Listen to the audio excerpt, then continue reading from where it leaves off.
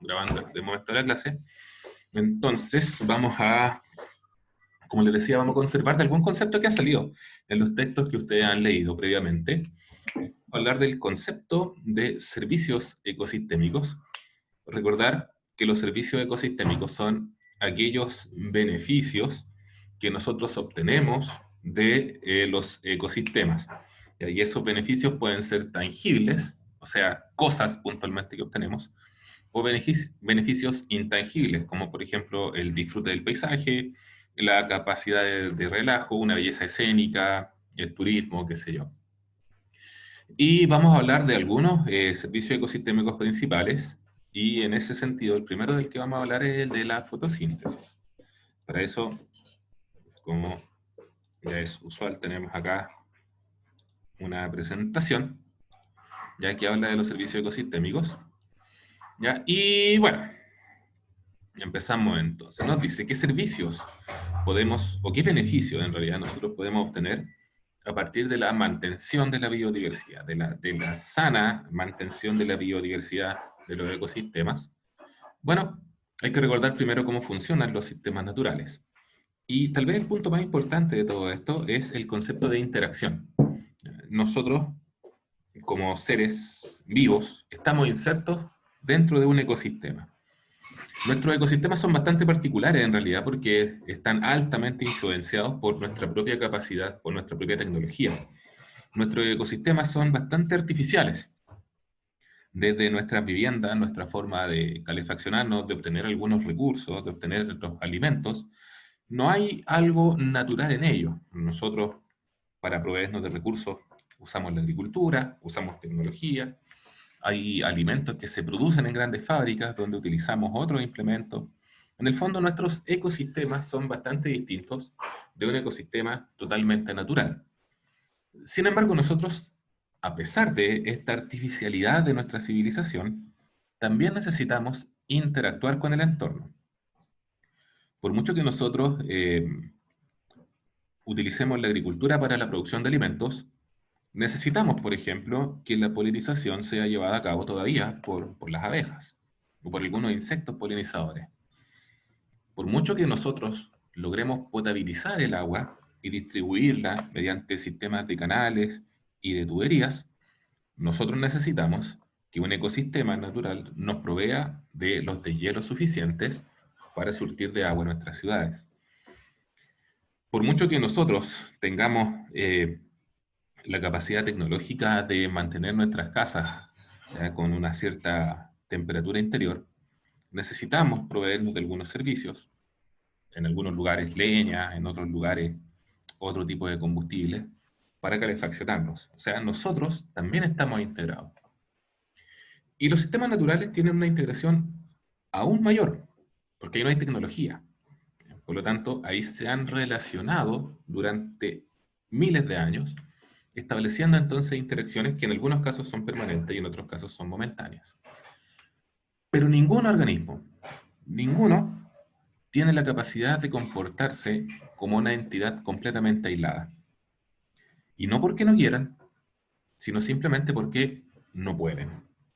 Si una planta quisiera comportarse de manera totalmente aislada del entorno, no lo podría hacer porque va a depender de la luz, va a depender del agua, va a depender de los nutrientes del suelo, etc. Para nosotros los animales, esto es todavía más estricto. Nosotros dependemos incluso del aire para poder obtener nuestro oxígeno. O sea, hay una relación de interdependencia muy marcada. Ahora, esa necesidad de interacción es la que determina también la variabilidad en las poblaciones. Es decir, vamos a empezar del ejemplo más clásico de todos, que es el ejemplo del predador-presa. El predador interactúa con su presa de un modo bastante drástico, pero tiene que interactuar con ella. Una población de depredadores depende de la población de las presas, que a él lo surten de alimento. Obviamente que las presas no quieren ser presas y por lo tanto van a generar estrategias para escapar de los predadores. Y los predadores quieren seguir comiendo esas presas, por lo tanto van a generar estrategias para poder capturar a esas presas.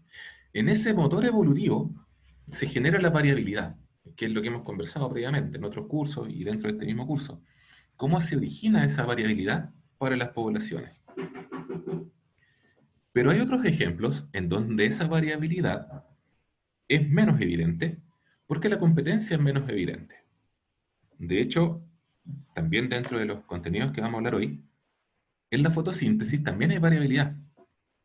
No todos los organismos fotosintetizadores realizan el mismo tipo de fotosíntesis. Se reconocen al menos 3 tipos de fotosíntesis distintas. La fotosíntesis común y corriente, en la que nosotros hemos conversado antes, entiendo en primero medio, hoy día vamos a conversar un poco más también de eso, es un tipo de fotosíntesis bastante universalizada, pero no es la única. Hay al menos 2 tipos más de fotosíntesis que vamos a conversar también, que responden a la variabilidad de climas que hay en la superficie terrestre. La fotosíntesis tradicional, para nosotros, un clima mediterráneo, con relativamente buen acceso al agua y a la humedad, funciona perfecto, funciona muy bien. Pero ese no es el tipo de fotosíntesis que hacen los cactus, por ejemplo, que están en zonas mucho más cálidas, con mayor temperatura y con menor acceso al agua. Entonces, esa variabilidad, en este caso, es consecuencia también de la forma en cómo los seres vivos interactuamos con nuestro entorno. Las plantas necesitan agua, necesitan CO2, pero tienen un dilema. Para que pueda entrar el CO2, tienen que permitir la salida de agua. ¿Qué hago entonces? ¿Dejo la puerta abierta todo el tiempo, con el riesgo de deshidratarme, o soy capaz de generar variaciones? Bueno, de esas variaciones vamos a hablar también más adelante. Una imagen de un ecosistema. Acá tenemos un ecosistema, nos dice funcionando, un ecosistema en movimiento.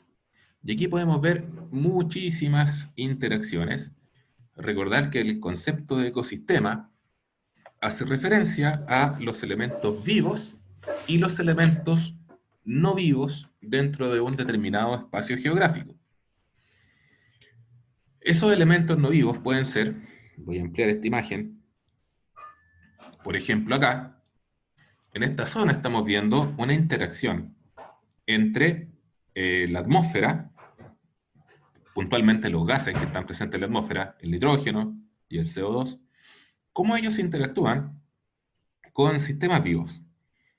Aquí hay una fijación de nitrógeno, la producen ciertas bacterias, que transfieren ese nitrógeno a los organismos, y estos organismos van a utilizar ese nitrógeno, van a fabricar proteínas, para ser nitrogenadas, qué sé yo, material genético, y después ese nitrógeno, cuando estos organismos mueren, vuelve nuevamente a este sistema abiótico, y desde allí puede salir nuevamente a la atmósfera, y donde se va a reciclar.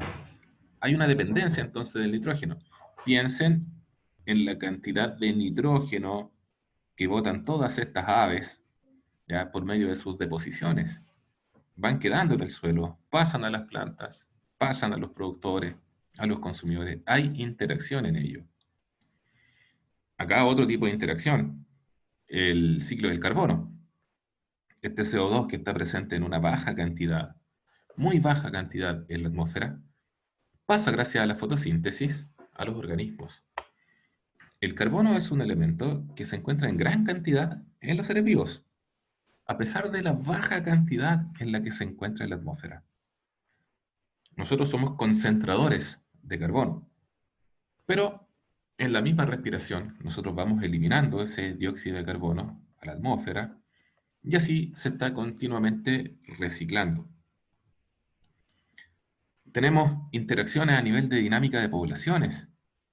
Acá tengo una población de caribús, ya van pastando, van comiendo, van teniendo una migración, ¿ya?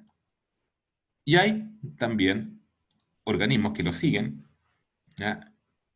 Hay acá predadores, por ejemplo, tengo aquí una idea de lo que mencionábamos hace un rato, de qué manera la relación que se da entre predador y presa, ¿ya? Es un aliciente para la evolución. Tengo acá este ganso, sus crías, una cría lamentablemente más lenta, lamentablemente para el ganso, afortunadamente para el zorro, ¿ya? Y esto va a generar, obviamente, otra vez el principio de interacción. En un ecosistema la interacción es la clave. Algunas interacciones son como esta, ya, predador-presa. Hay otras, como esta, vemos acá un líquen, ¿ya?, que está presente en estas rocas. Ese líquen también es una interacción, en este caso entre un alga y un hongo. El alga le confiere nutrientes, el alga es autótrofa, recordemos, es un vegetal, es autótrofo, y el hongo es un hongo heterótrofo, por lo tanto, el hongo se ve beneficiado de los nutrientes que esta planta produce. ¿Qué le da el hongo? La humedad necesaria para que la planta no se deshidrate. Entonces se genera ahí también interacción. Hay interacciones de competencia, ¿ya? Esta ave se está tratando de alimentar de los recursos que encuentra en este charco, ¿ya? Probablemente se alimenta del pasto o de los pequeños crustáceos que pueden haber acá, pero este caribú también se va a alimentar de ese pasto. Hay una relación de competencia. Están las tramas tróficas, ¿ya? Es decir, no puede existir en un ecosistema un aislamiento de ninguno de los organismos, ni respecto de otros seres vivos, ni respecto de su componente abiótico. Bien, en ese sentido, este ecosistema le está entregando beneficios ecosistémicos a las poblaciones que viven sobre él. Agua limpia, acceso a nutrientes, alimento, un lugar donde reproducirse, un lugar donde alimentarse, un lugar donde vivir también. Esos servicios ecosistémicos son en este caso para esta población o para estas poblaciones. Desde aquí también podríamos nosotros, por cierto, los humanos, obtener también algunos servicios ecosistémicos. Bien, recordar esto, recordar este punto que habla acerca de cómo se van utilizando algunos recursos en la naturaleza. Aquí se hace un análisis de dos tipos de recursos. Un recurso va a ser la energía, y en este caso se nos menciona acá la energía que viene del Sol. Esa energía se transfiere hacia los productores en particular. Por lo tanto, después de un tiempo tú esperas que esa energía esté disponible para el productor.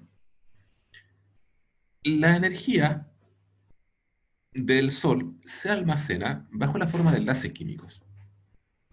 Yo tengo dentro de los precursores al CO2 y al agua, que son moléculas que tienen pocos enlaces químicos entre ellos. Piensen ustedes, en el caso del agua hay 2 enlaces químicos, en el caso del CO2 hay 4 enlaces químicos, ya en total tiene 6 enlaces químicos apenas, pero en la molécula de glucosa, que es el resultado, tienes bastante más que 6 enlaces químicos.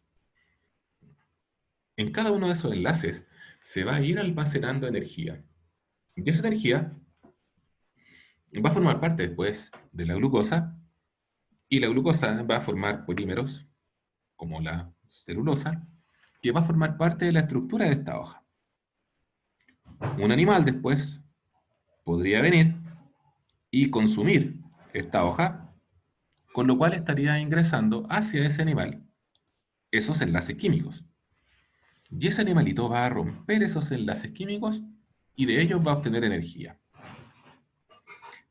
El punto es que la energía tiene la mala costumbre de disiparse. Por lo tanto, en cada uno de estos intercambios va a haber energía que se está disipando y esa energía se va al ambiente. Por lo tanto, la cantidad de energía disponible, en la medida que nosotros avanzamos dentro de una cadena o una trama trófica, va siendo menor. La consecuencia es que se necesita de un aporte constante de energía para mantener este sistema en movimiento. De ahí es donde nosotros decimos que la energía fluye de manera lineal. Ahora, recuerden que eso también es una ley, una de las leyes de la termodinámica, ya esta idea de que existe un orden que tiende espontáneamente al desorden, y que en esa tendencia hacia el desorden hay una disipación energética. ¿Ya? El principio de la entropía y la entalpía. La entalpía como medición del orden, la entropía como medición del desorden. Los seres vivos tenemos un alto nivel de entalpía, un alto nivel de orden, pero nuestras acciones son altamente entrópicas. Nuestras acciones tienden al desorden y disipamos energía. Con respecto a la energía, eso es lo que está pasando. Pero, con respecto a los elementos químicos sí se están reciclando continuamente. Por lo tanto, pueden ir pasando elementos químicos de un componente de esta grama trófica al otro, y al otro, y al otro. A veces pueden darse una vueltecita por el suelo, ¿ya? Y después devolverse, o a veces pueden darse una vueltecita por la atmósfera y después devolverse y volver a reciclar. Pero si tú consideras el total de los elementos químicos que están presentes en la Tierra como un único ecosistema, se han mantenido constantes en el tiempo. Entonces, hay que revisar de qué manera nosotros, por ejemplo los humanos, podemos alterar estos servicios ecosistémicos.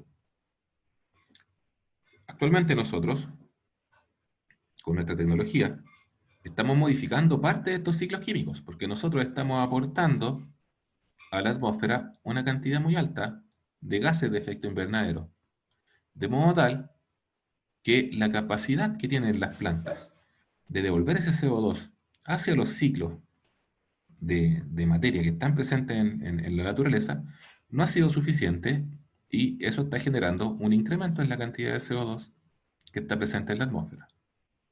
O sea, nosotros estamos alterando en este sentido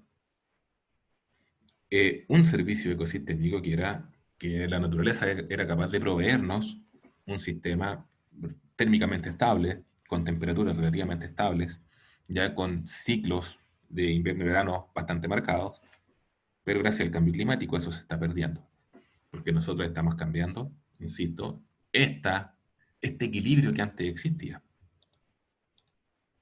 Ahora bien,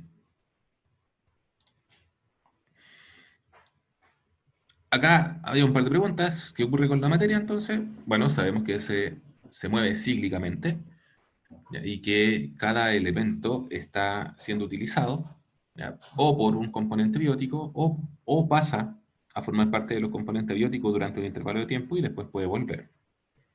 Con la energía, dice aquí, en cambio, hay un flujo lineal, no cíclico, que implica que tenemos que estar aportando energía cada vez más. La 3 nos dice si se puede alterar lo que ocurre con la materia, y sí, nosotros lo podemos alterar. Yo cité, por ejemplo, recién el caso del cambio climático, producto de la acumulación de gases de efecto invernadero, pero con seguridad ustedes encontraron esa palabra en los textos que leyeron antes también, la eutroficación. La eutroficación también es una forma de alterar esos equilibrios. En la eutroficación, lo que nosotros, los humanos, hacemos es aumentar la cantidad de nutrientes disponibles para las algas en los cursos de agua, principalmente en agua dulce, secundariamente en agua salada, de modo que se altera la disponibilidad de recursos, la disponibilidad de nutrientes, se ve favorecido el crecimiento de las algas y se ve desfavorecido el crecimiento de animales dentro de esos cuerpos de agua. Además se produce una paradoja después, y esa paradoja es que esas algas, en vez de producir oxígeno, comienzan a consumirlo. Y eso hace, obviamente, que ese curso de agua se vea seriamente afectado, en su permanencia al menos en el tiempo. Vamos a conversar también nosotros de la eutroficación y dar algunos ejemplos. Y por último, si podemos alterar lo que ocurre con la energía, sí, nosotros tenemos la posibilidad de alterarlo, sobre todo con la energía térmica. Hemos demostrado que somos capaces de generar un cambio climático, ¿ya? De generar cambios en la temperatura del agua, ¿ya? Y que esos cambios pueden tener consecuencias bastante severas en el clima mundial. Claro, no es una modificación voluntaria, no estoy hablando aquí de HARP, ni de modificación climática inducida por tecnologías militares y conspiraciones similares. Estoy hablando de lo que ocurre a nivel científico con el cambio climático, ¿no? Bien. Ahora ya estamos como entrando a tierra derecha para entender aquí una relación bastante conocida. Tengo acá nuevamente interacciones, recordemos que esa es la clave de las interacciones. Y en este caso tengo un tipo de interacción entre esta acacia africana, este espino, ¿ya?, con otros organismos que están dentro de su ambiente físico. Bueno, este arbolito va a hacer fotosíntesis. Acá tenemos representado eso. Ya las hojas toman el CO2 desde el aire y devuelven oxígeno hacia la atmósfera. Pero también este animal es capaz de comerse ya las hojas y las frutas, ¿ya? Y es capaz, además, nos dice acá, de tirar al suelo sus desechos. De modo que los desechos nitrogenados de este elefante pueden ir quedando acá y de aquí van a ir subiendo para que esta plantita nuevamente haga fotosíntesis, ¿ya? Se absorbe esa energía pasa a estos frutos y de aquí pasa a este animal, por lo tanto obtiene energía acá, ¿ya? Y además, las propias hojas que caen al suelo, ¿ya?, se van a ir descomponiendo y van a ir nuevamente generando beneficios, digamos, nutricionales para esta misma plantita. De la tierra de hojas, por ejemplo, que es uno de los servicios ecosistémicos que nosotros somos capaces de obtener, ¿ya? La tierra de hojas es producto de la descomposición de las hojitas que están cayendo continuamente, ¿ya? Otro servicio, insisto, que nosotros podemos obtener de los ecosistemas, ¿ya? Bien. Y nuevamente, ¿cuál o cuáles de los eventos aquí representados pueden ser alterados por la presencia de otro ser vivo? Bueno, lo que ya mencionábamos, la contaminación puede alterar la manera en cómo se realiza la fotosíntesis. De hecho, actualmente hay un aumento en la concentración de CO2 en la atmósfera. Y ese aumento en la concentración de CO2 puede servir de beneficio para algunos tipos particulares de plantas, que es algo que vamos a conversar al final. ¿Cuáles son los tipos de plantas que podrían verse beneficiados con este aumento en la concentración de CO2? Bien. Ahora, cada vez más en tierra derecha, vamos a hablar de estas interacciones ahora, particularmente en el caso de la energía, ¿ya? Y nos dice acá que la fotosíntesis se reconoce como la principal vía de entrada de energía en la mayoría de los ecosistemas. Pero recuerden que hay otro tipo de entrada de energía que se llama quimiosíntesis. Pero recuerden que la quimiosíntesis es un caso muy particular, ¿ya? Es un caso muy particular que puede explicar... Joyce, ¿puede hablar más despacio? Que me distrae. La quimiosíntesis es un caso muy particular que permite la ejecución de ecosistemas bastante limitados. Que la quimiosíntesis se basa en reacciones químicas presentes en casos muy puntuales. Diríamos que son principalmente grietas volcánicas, submarinas o lugares con alto nivel de contaminación y de sales minerales presentes en la Tierra. Pero son tan locales que no permiten completar un ecosistema completo. Ya, en general, donde hay quimiosíntesis, hay solamente alguna pequeña población de bacterias quimiosintetizadores y no hay mucho más allá. De hecho, los organismos quimiosintéticos son todos procariontes. Son sencillos, son simples. Pero hay que tenerlo presente porque en realidad siempre se le da mucho protagonismo a la fotosíntesis y la quimiosíntesis también tiene una importancia. De todos modos lo voy a dejar por ahí en la esquinita nomás, porque para tenerlo presente, pero insisto en que no es tan importante como la fotosíntesis. La fotosíntesis, en cambio, claro, es capaz de permanecer, de soportar ecosistemas completos. Las razones son bastante simples y una de las razones es que luz hay en todos lados finalmente, en algún momento del día, ¿ya? La fotosíntesis va a capturar entonces la energía del sol y después esa energía va a quedar disponible tanto para que se haga la respiración celular por parte de animales o por las mismas plantas que también hacen respiración celular y a partir de ello obtienen la energía. Por eso es que nos dice acá que prácticamente toda la vida depende de la energía capturada del sol y convertida en forma utilizable por otro organismo. ¿Ya? Prácticamente todos los ecosistemas van a depender de la fotosíntesis. Y ahora, un par de preguntas para ustedes. ¿Ya? Porque, insisto, este tema nosotros lo revisamos alguna vez y las preguntas serían, primero, ¿en qué consiste la fotosíntesis? ¿Cómo puede ser representada químicamente la fotosíntesis? ¿En dónde queda almacenada la energía del sol?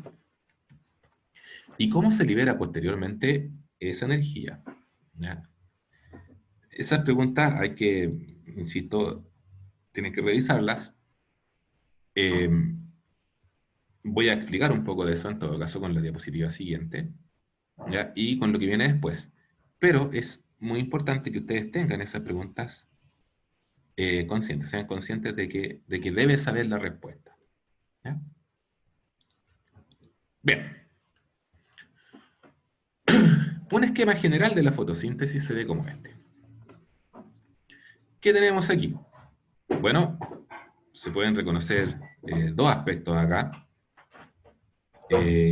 Nos dice, por una parte, aquí abajito, que la fotosíntesis se divide en dos etapas, una fase luminosa y una fase oscura, ¿ya? Y que esas fases se encuentran separadas, más o menos aquí tendríamos que hacer una separación, tenemos que separarlas.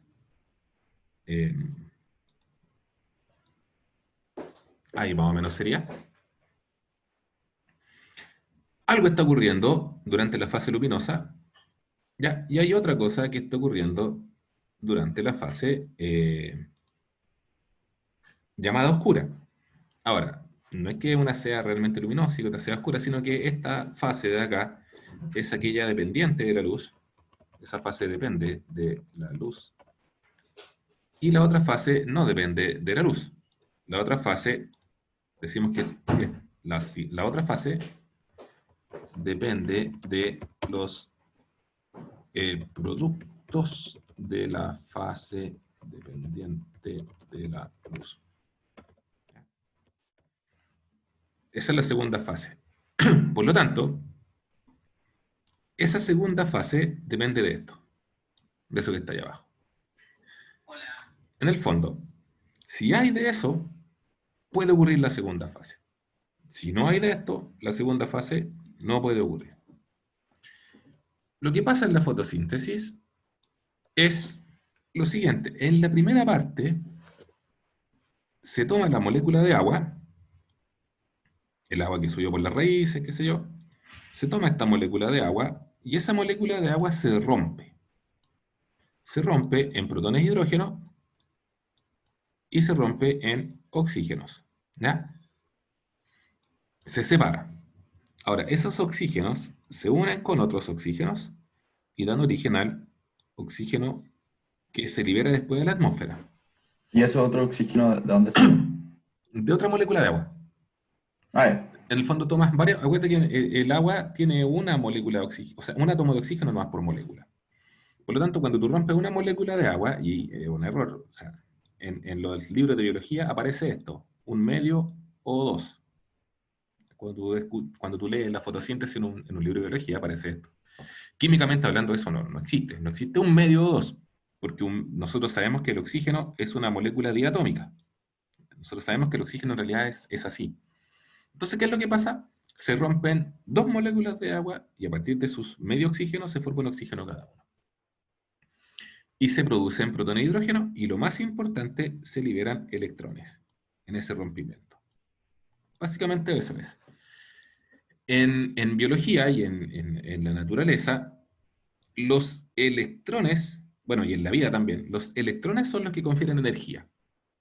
Nosotros cuando cargamos un teléfono, cuando cargamos una batería, lo que estamos haciendo es transferirle electrones a los productos químicos de la batería, para que después esos electrones puedan generar la energía eléctrica que carga nuestros aparatos, que enciende la pantalla, etc. Los electrones son la clave. Y aquí, al romper la molécula de agua, se libera el oxígeno, que es, en el fondo, el producto, ¿ya? O el desecho, digamos, de esta primera parte, y se liberan electrones. Ahora bien, estos protones de hidrógeno se vienen hacia acá para formar estos cofactores reducidos y se vienen junto con los electrones. En el fondo más adelante lo vamos a profundizar un poco más, pero se vienen juntos, los protones con los electrones. Y también se producen moléculas de alta energía como el ATP. ¿Ya? Y hasta ahí llegó. Hasta ahí se usó la luz. Para eso se utiliza la luz. Por lo tanto, las plantas producen oxígeno. Y ojo, las plantas normales y corrientes producen oxígeno durante el día, no durante la noche. Porque para producir oxígeno necesitan la presencia de luz. En la segunda etapa, recordemos que esta segunda etapa depende de los productos de la primera. Por lo tanto, en la medida que tengamos estos productos, se puede ingresar en esta etapa que se llama ciclo de Calvin. Y en el ciclo de Calvin, lo que ocurre es que se toma el CO2 desde la atmósfera, y ese CO2 se mete dentro de un ciclo, donde hay algunas enzimas acá, vamos a ver los nombres que tienen después. Y esas enzimas, mediante reacciones que van a utilizar la energía que se entrega desde acá, van a dar origen a glúcidos. Es decir, el producto final de la fotosíntesis van a ser estos glúcidos. Es el producto buscado. Pero además se produce oxígeno, que es secundario, porque es un paso intermedio. Lo que verdaderamente busca hacer una planta es producir estos glúcidos. Ahora, todo esto ocurre dentro del cloroplasto. Ya, esta línea azul gruesa que está acá representaría a un cloroplasto. ¿Ya? Vamos a dejar eso escrito acá, que sería un cloroplasto. Y dentro del cloroplasto estarían ocurriendo todo este tipo de reacciones. ¿Ya? Dentro del cloroplasto hay una membrana que se llama tilacoide, y ahí es donde ocurre básicamente la fotosíntesis. ¿Viste? Y eso del NADPH y eso que... Ahora vamos para allá. Ahora vamos para allá porque necesitamos hacer esta explicación. Entonces, nos vamos a cambiar de presentación. Vamos a ir a un libro que no lo veo aquí. Déjenme sacarlo. Voy a sacar voy a ir al libro. Acá. Uy.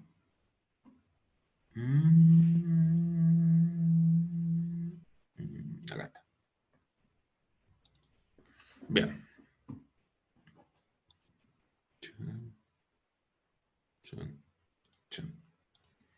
Y ahora que lo tengo acá, lo puedo compartir con ustedes. Acá. Eso que estamos viendo aquí vamos a empezar a explicar un poco cómo funciona la fotosíntesis. Ya, acá lo que vemos son células vegetales que en su interior tienen cloroplastos. Esta es una micrografía, no las veríamos nosotros de ese tamaño. Parecen arvejitas, ¿verdad? Pero no lo son. Son células vegetales, y cada una de esas cositas que hay dentro de esos como globitos verdes son cloroplastos. ¿Ya? Entonces, aquí se puede ver que las células vegetales son básicamente grandes fábricas para la producción de energía. ¿Cómo funciona la fotosíntesis? Bueno, aquí está un poco la idea que yo les había dicho, que en los enlaces es donde se guarda la energía, en los enlaces químicos, y que básicamente en la fotosíntesis lo que se hace es producir nuevos enlaces. Es un experimento clásico que se ve cómo se genera el crecimiento de una plantita. ¿Ya? Y aquí hay algunos organismos fotosintetizadores. Estos son organismos unicelulares. Esta es una eulera. Ahí está el nombre, eulera. Es un protozoario. ¿Ya? Pero ¿qué hace fotosíntesis? Por lo tanto, la eulera tiene independencia alimenticia. Acá vemos una cianobacteria. Las cianobacterias, tal como el nombre lo sugiere, son bacterias, son los seres vivos más antiguos que hay presentes en la Tierra. Fueron los primeros seres vivos, son del género Archaea, son arqueobacterias, y que también hacen fotosíntesis. ¿Ya? De hecho, se llaman cianobacterias porque son cian, son de ese tono, azul. Algas verde azules se les llama también. Acá hay otros más, se llaman dinoflagelados, también son protozoarios, también hacen fotosíntesis. Y estas son algas. Son muy similares a nuestro cochayuyo, que se llaman kelp. Los bosques de kelp pueden medir varios metros de longitud de esta alga, y también son fotosintetizadoras. Acá está la fotosíntesis en un resumen, la reacción de foto, ¿ya?, en donde se captura la energía del sol, y la reacción de síntesis, en donde esa energía se utiliza para producir azúcares. En la reacción de foto, en la foto de la fotosíntesis, se utiliza el agua, en esta parte, y se libera el oxígeno, y en la parte de la reacción de síntesis, y la vamos a separar bien esta idea, ¿ya?, y en la reacción de síntesis se utiliza el CO2 para la producción de azúcares, ¿ya?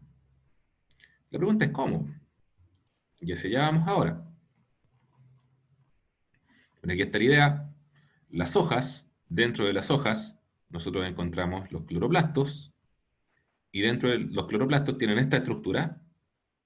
Ese es un cloroplasto, y esas son unas membranas que se llaman tilacoides. El tilacoide es el lugar en donde ocurre la primera parte, las reacciones foto que vimos nosotros, y en el estroma, que es el relleno, ocurre la reacción de síntesis, ¿ya? Y en eso lo vamos a conversar después. Y aquí está la idea.